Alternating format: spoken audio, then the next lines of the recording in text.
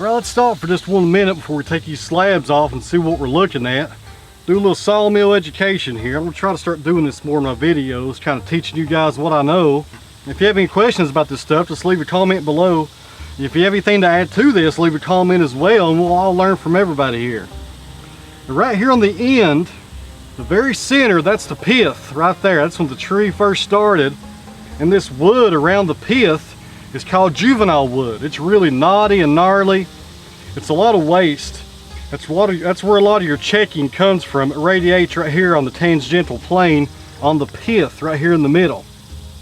You can see a crack right here. This has been Anchorseal, but it still has a little crack right here in the pith, and that's understandable because it's going to crack regardless. It's hard to keep this little pith area from having cracks in it.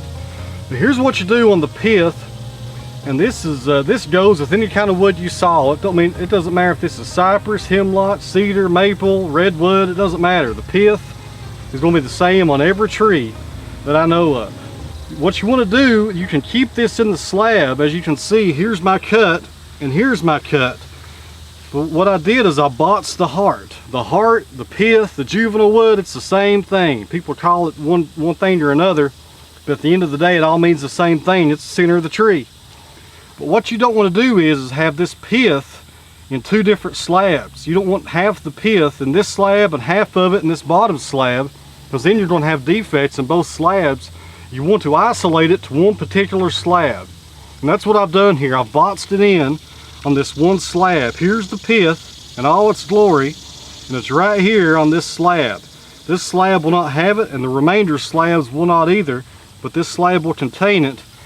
And when this slab of wood is worked up for furniture or whatever it ends up being, what you can do is cut the slab out and use this for stock, for leads, or any kind of thick stock material that you need.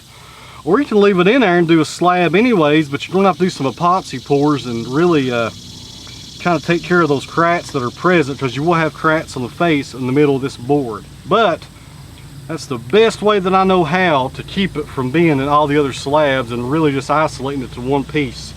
So that's how you do it, and that's the best way of doing it that I've found, at least.